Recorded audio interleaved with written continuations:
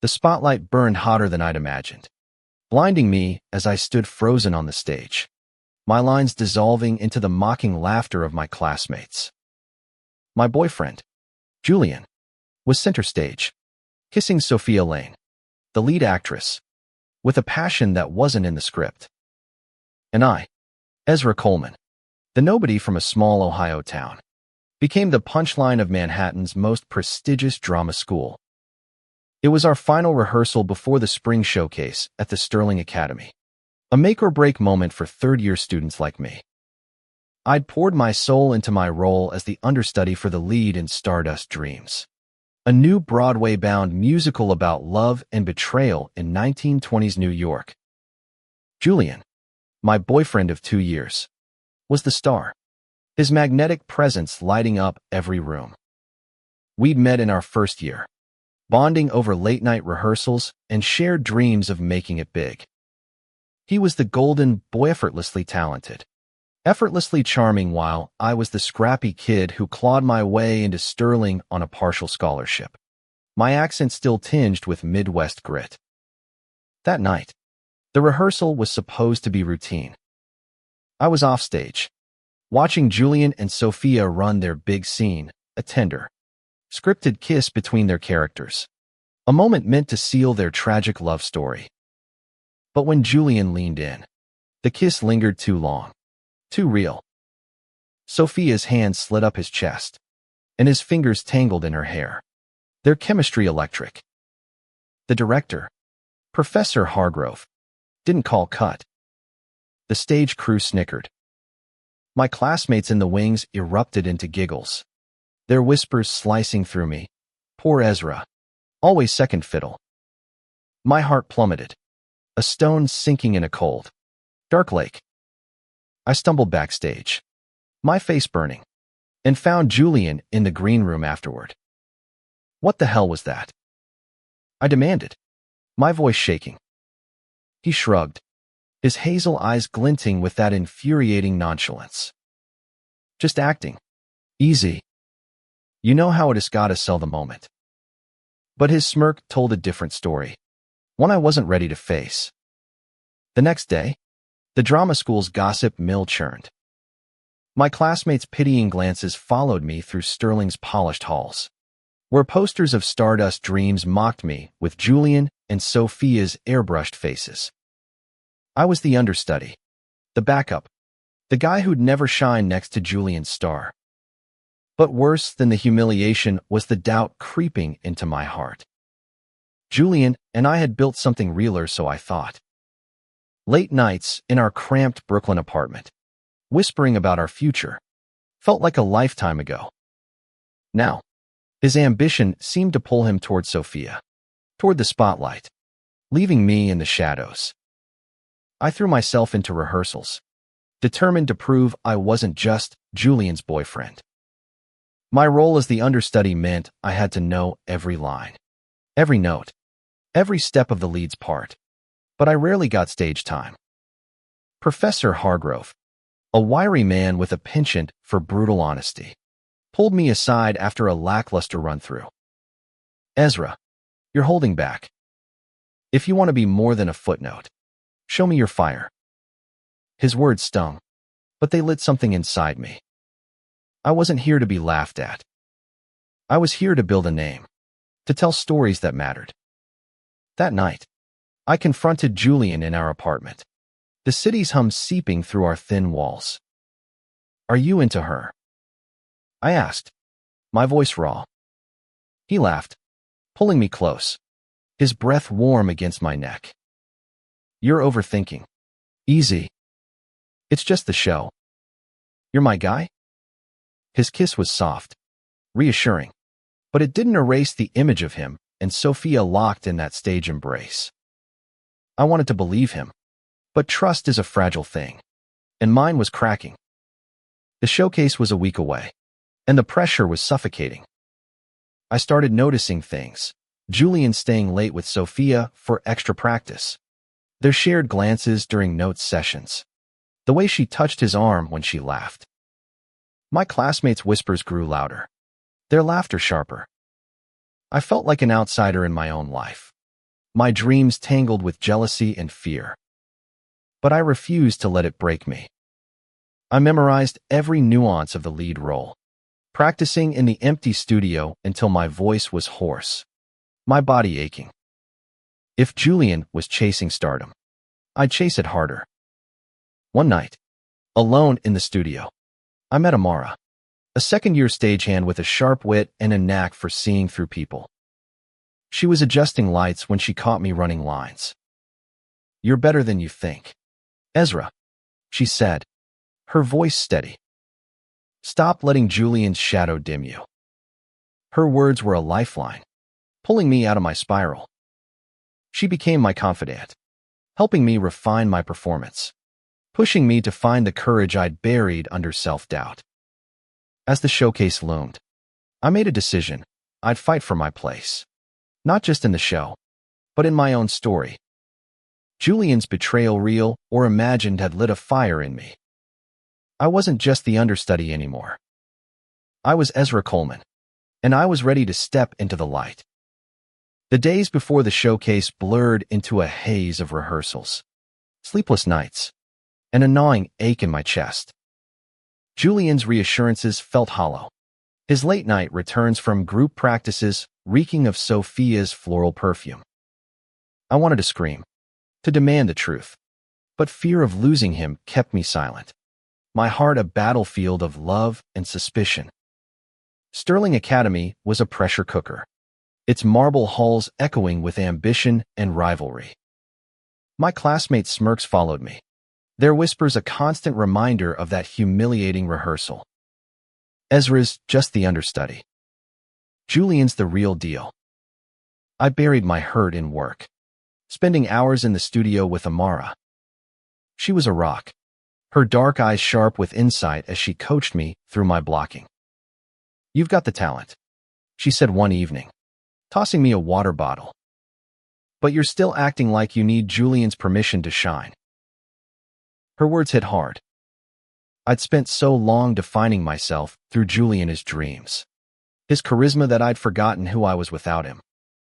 Back in Ohio, I'd been the kid who wrote plays in his notebook, who dreamed of telling stories that made people feel seen. Sterling was supposed to be my chance to do that, but somewhere along the way, I'd let Julian's light eclipse mine. One afternoon, I overheard Sophia and Julian in the costume room, their voices low and intimate. "You're incredible out there," she purred. "We're gonna kill it on opening night." Julian's laugh was soft, familiar, the kind he used to save for me. I backed away, my throat tight, and ran into Amara outside. "You okay?" she asked, her brow furrowed. I shook my head, unable to speak. She didn't push, just handed me a coffee and said, "You're stronger than this, Ezra. Don't let them rewrite your story." That night, I poured my pain into my performance. In a rare chance to run the lead role during rehearsal, I let every ounce of my hurt-me love for Julian, my fear of losing him, my anger at myself fuel my acting. The stage became my sanctuary, the script my voice. When I hit the final note of my solo, a raw, aching ballad about lost love, the room was silent. Even Professor Hargrove nodded, his usual scowl softened. "That's what I've been waiting for, Coleman," he said. For the first time, I felt like I belonged. But the high didn't last. At home, Julian was distant, scrolling through his phone while I tried to talk. "You were amazing today," I said, hoping to bridge the gap. He glanced up, his smile faint. "Thanks. Easy. You're killing it too." But his eyes didn't meet mine, and the air between us felt heavy, like a storm about to break. The next day, I found a note slipped into my script, written in Julian's messy scrawl, "Meet me at the rooftop. 8 p.m.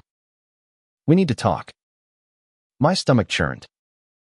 The rooftop of Sterling's main building was our place, where we'd shared dreams under the city's skyline. Was this an apology? A confession? or something worse. I spent the day distracted, my lines slipping, my focus shattered. Amara noticed, pulling me aside.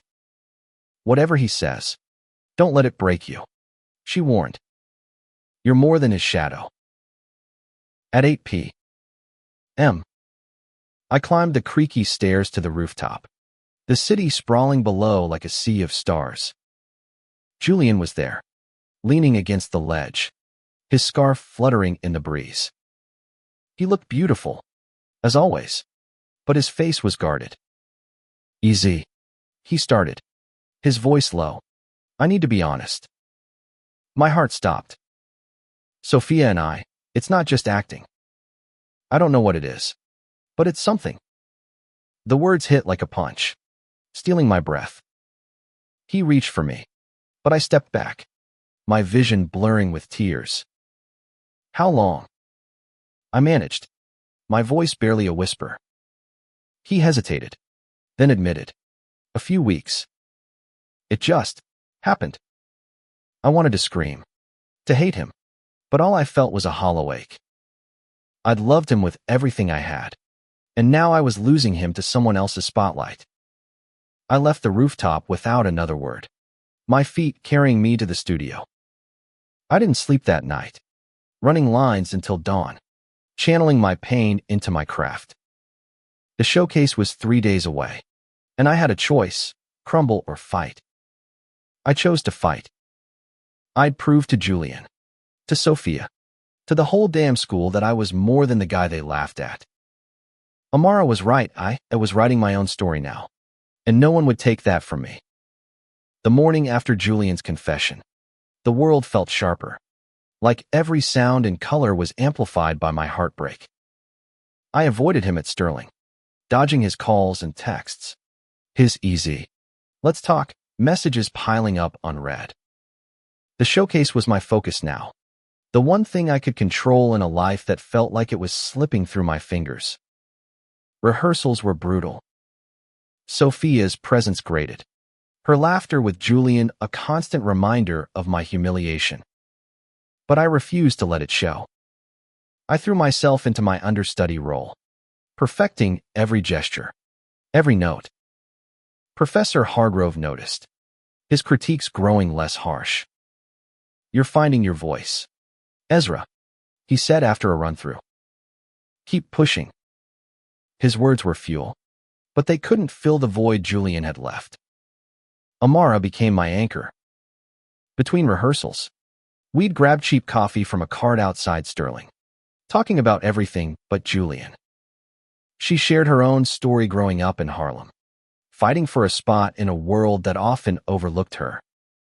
"You don't need his validation," she told me one day, her voice fierce. "You're enough." I clung to that, repeating it like a mantra when doubt crept in. 2 days before the showcase, disaster struck. Sophia lost her voice, a sudden laryngitis that left her unable to sing. Hargrove made the call. I'd take her place as the lead opposite Julian. The news hit like a thunderbolt.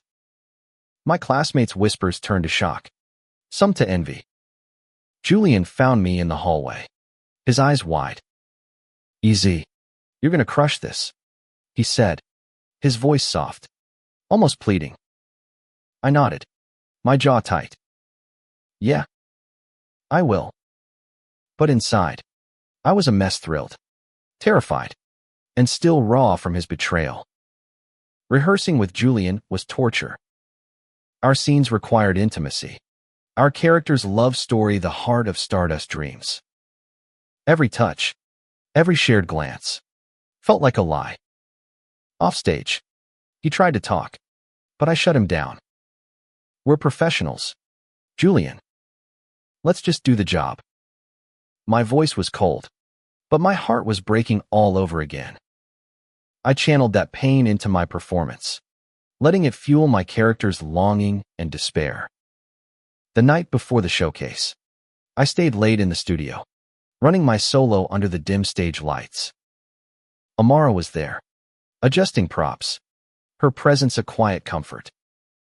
"You're ready," she said, leaning against a set piece. Tomorrow, you show them who you are. I nodded, my throat tight with gratitude. She didn't know it, but her belief in me was keeping me afloat. Opening night arrived, a whirlwind of nerves and adrenaline. The theater was packed. Industry scouts, families, students, all buzzing with anticipation. Backstage, I adjusted my costume, a tailored 1920s suit that felt like armor. Julian approached, his expression unreadable. "Break a leg. Easy," he said, his voice soft. I didn't respond, my focus on the stage ahead. The overture began, and I took my place, the weight of the moment settling over me. When the curtain rose, I was no longer Ezra, the heartbroken understudy. I was my character, a dreamer chasing love in a world that didn't understand him. The stage lights burned away my doubts, and I sang with a ferocity I didn't know I had. The audience leaned forward, their energy feeding mine. In our duet, Julian and I were electric, our voices weaving together in a way that felt achingly real. But when our characters kissed, I pulled back slightly, keeping it professional, keeping my heart guarded. The applause at the end was thunderous, but I barely heard it. I'd done it, stepped out of Julian's shadow, claimed my place. Backstage, Amara hugged me, her grin wide. "Told you," she whispered. Julian tried to approach, but I turned away, needing space. The night was mine, but the ache of his betrayal lingered, a wound that hadn't healed. As I left the theater, the city's lights sparkling around me, I felt a shift. I wasn't just Julian's boyfriend anymore. I was Ezra Coleman, and I was just getting started. The high of opening night carried me through the next day, but the crash came hard. The showcase was a 3-night run, and while the audience's applause still echoed in my ears, so did Julian's confession. I'd proven myself on stage, but offstage, I was still the guy whose boyfriend kissed someone else. The drama school's gossip hadn't stopped. It had just shifted. Now, it was Ezra stole the show, but can he keep Julian? I avoided our apartment, crashing on Amara's couch in her tiny Harlem walk-up. She didn't ask questions, just handed me a blanket and a beer, her silence a comfort. "You need to talk to him eventually," she said the next morning, stirring sugar into her coffee. "Not for him, for you." I knew she was right, but the thought of facing Julian made my chest ache. I wasn't ready to hear more excuses, or worse, the truth that he didn't love me anymore. At Sterling, the second night's rehearsal was tense. Sophia was back, her voice recovered, but Hargrove kept me in the lead role after my performance. She was relegated to a smaller part, her resentment palpable. Julian, meanwhile, was a storm of contradictions, charming the cast 1 minute, watching me with haunted eyes the next. During our duet, his touch lingered, his voice breaking on a line about regret. I wanted to believe it was acting, but my heart wasn't so sure. After rehearsal, I found a note in my dressing room, not from Julian, but from an agent in the audience, Ezra Coleman. "Let's talk. You've got something special." My hands shook as I read it. This was the break I dreamed of. But the thrill was bittersweet, tainted by the mess of my personal life. I showed the note to Amara, who whooped and pulled me into a hug. "This is your moment. Easy. Don't let anyone take it from you." That night, I went back to our apartment, steeling myself for the inevitable. Julian was there, pacing, his hair disheveled. "Easy, please," he said as soon as I walked in. "I messed up. I got caught up in the show, in Sophia, but it's you I love." His words were everything I'd wanted to hear, but they felt like too little, too late. "You humiliated me," I said, my voice steady despite the tears in my eyes. "You let them laugh at me, Julian." How do I trust you again? He stepped closer, his hands outstretched, but I held up a hand. I need time, I said. I need to figure out who I am without you. His face crumpled, but he nodded, stepping back. For the first time, I saw him not as the golden boy, but as someone just as lost as I was. The second night of the showcase was even stronger than the first. I poured my heartbreak into my performance. Every note a release, every step a declaration. The audience was on its feet, and the agent's card burned a hole in my pocket. Backstage, Julian kept his distance, his eyes following me with a mix of pride and pain. Sophia, meanwhile, was all smiles, her charm masking her frustration. I didn't care. The stage was mine, and I wasn't giving it up. After the show, I met with the agent, a sharp-eyed woman named Carla who spoke with a no-nonsense clip. You've got raw talent, Ezra, she said over coffee at a diner near Times Square. But you need to commit felino distractions. I knew she meant Julian, and I nodded, my resolve hardening. This was my shot, and I wouldn't let it slip away. As I walked home, the city's energy pulsed around me, a reminder of why I'd come here. I'd left Ohio to chase dreams, not to chase a boy. But Julian was still part of me, his laughter, his touch, woven into my memories. I didn't know if I could forgive him, but I knew I had to forgive myself for letting his light dim mine for so long. The third night of the showcase loomed, a make-or-break moment not just for my career, but for my heart. I'd spent the day dodging Julian's texts, focusing instead on meetings with Carla, who was already pitching me to casting directors. Her belief in me was a lifeline, but it couldn't erase the ache of Julian's betrayal or the fear that I'd never fully escape his shadow. At Sterling, the final rehearsal was electric, the cast feeding off the buzz of a sold-out show. Sophia was back to her full role, but Hargrove kept me in key scenes, a nod to my breakout performance. She shot me icy glares, but I ignored her, my focus razor-sharp. Julian, though, was a different challenge. His performance was flawless, but his eyes kept finding mine, pleading for something I wasn't ready to give. Amara caught me backstage, adjusting my tie with a grin. You're a star. Easy. Don't forget it. Her encouragement was a balm, but as I stepped into the wings, I felt the weight of everything Julian, the school, my own doubts. The overture began, and I took a deep breath, letting the music anchor me. The final show was a triumph. I hit every mark, my voice soaring, my body moving with a confidence I'd never felt before. In our duet, Julian and I were magnetic, our chemistry undeniable despite the pain between us.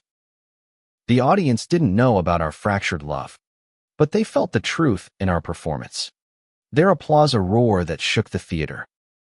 For those 2 hours, I was untouchable.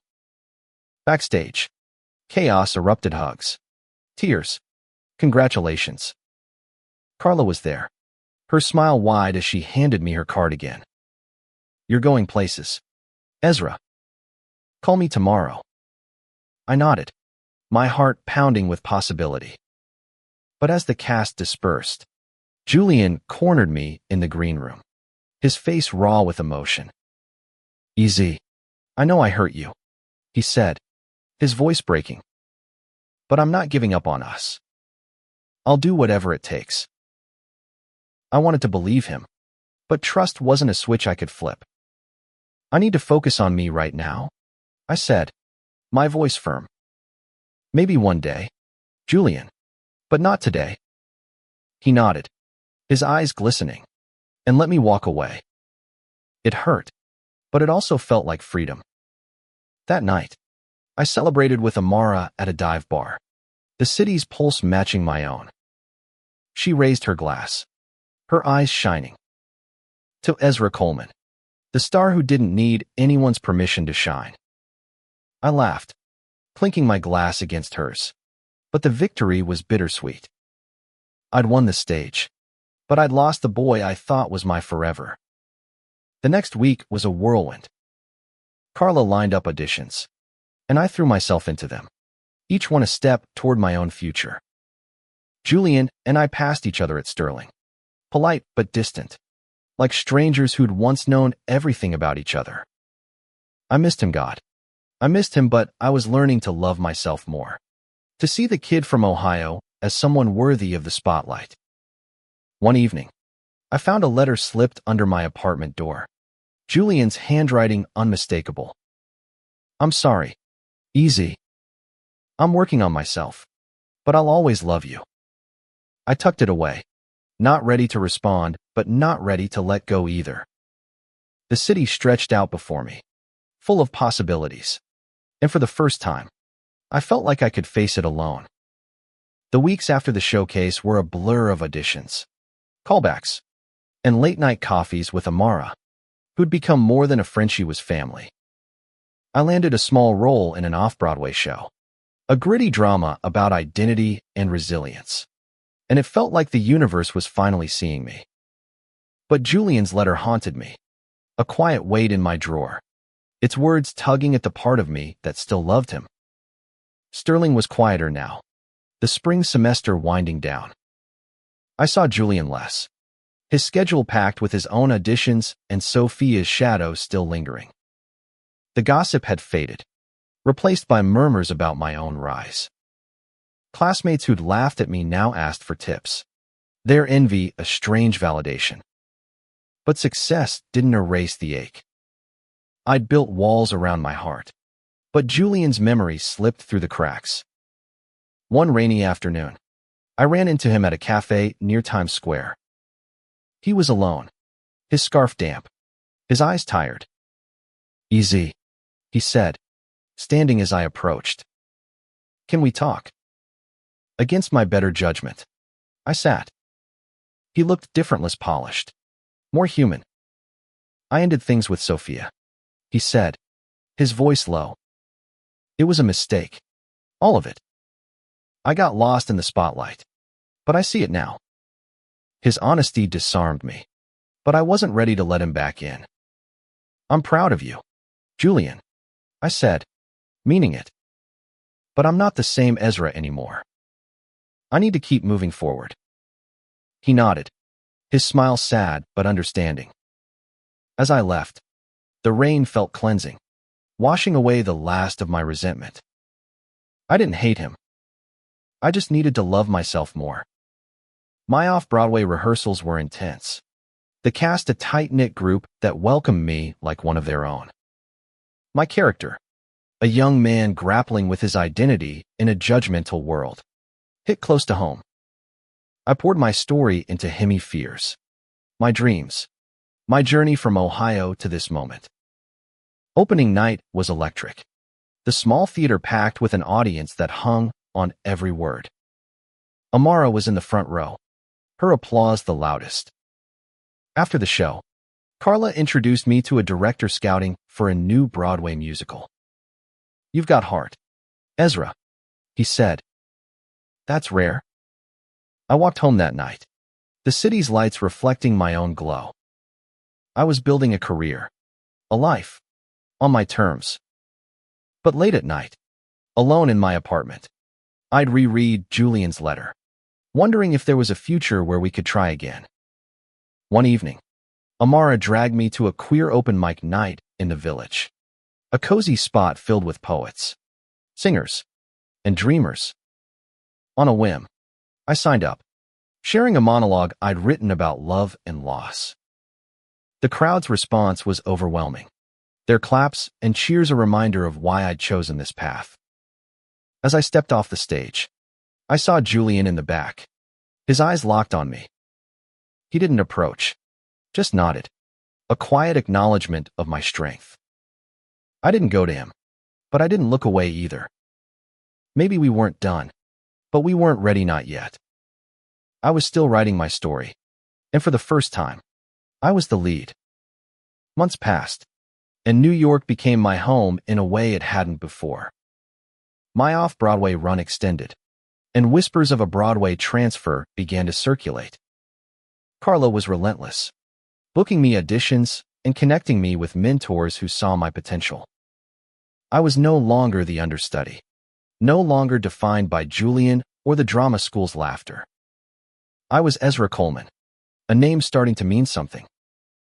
Julian and I crossed paths occasionally, brief moments at industry events or Sterling alumni gatherings. He was working too, landing roles in regional theater, his star still bright but humbler now. He didn't push, didn't plead, just gave me space to grow. His letter stayed in my drawer, a reminder of what we'd had and what we'd lost. I wasn't ready to forgive, but I was starting to understand.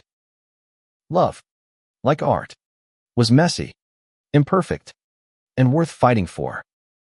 One crisp fall evening, I got a call from Carla. I'd been cast in a new Broadway show, a supporting role but a big one, with a chance to sing. I called Amara first, her scream of joy echoing through the phone. "You did it. Easy," she said. "You're a damn star." I laughed, tears in my eyes, and realized how far I'd come from the kid who'd arrived in New York with a suitcase and a dream. To celebrate, I went to the rooftop of Sterling, the place where Julian had broken my heart. The city sparkled below, a testament to resilience, to second chances. I pulled out my phone and texted Julian, "Got a Broadway role. Thought you should know." His reply was instant. "I never doubted you. Easy. I'm so proud." My heart twinged, but it wasn't pine, it was hope. A week later, I saw him at a cast party, his smile tentative as he approached. "Can I buy you a drink?" he asked. I nodded, and we talked not about the past, but about our work, our dreams, the people we were becoming. It wasn't a reconciliation, but it was a start. We were two artists, two hearts, finding our way back to each other, slowly. The night of my Broadway debut, I stood in the wings, my costume heavy with history, my heart full. Amara was in the audience, her presence a grounding force. The curtain rose, and I stepped into the light, my voice carrying the story of a boy who'd learned to love himself. The applause was deafening, but it was the quiet moments after walking through Times Square. The city alive around Manhattan felt like home. Julian sent me a text that night. "You were incredible. I'll always be rooting for you." I didn't respond, but I smiled, tucking my phone away. The road ahead was mine to walk, and whether it led back to him or somewhere new, I knew I'd be okay. I'd face the laughter, the heartbreak, the doubt, and come out stronger. My story wasn't over, it was just beginning.